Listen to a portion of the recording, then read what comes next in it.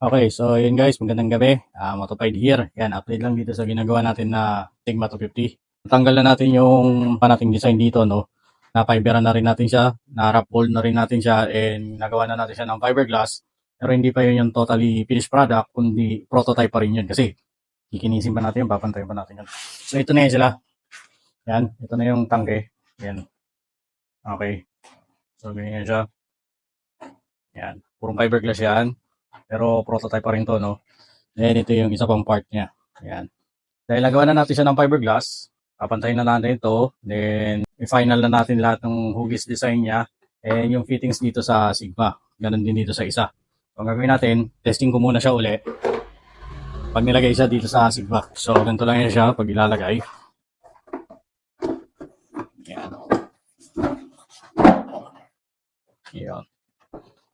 Adjust ng konti. Ayan. So ganito na yan siya. And ito yung isang part niya pa.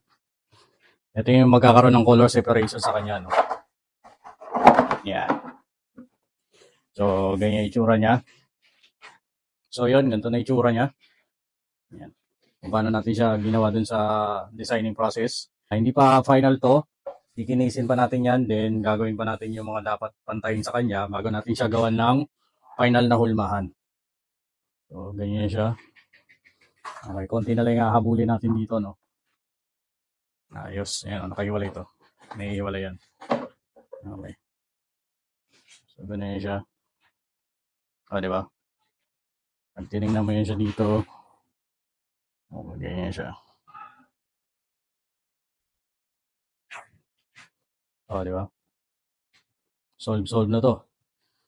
Bukas, ano na natin siya? Kinisin, pantayin, and ano pang mga gagawin pa natin, final fittings, para magawa na natin siya ng hulmahan.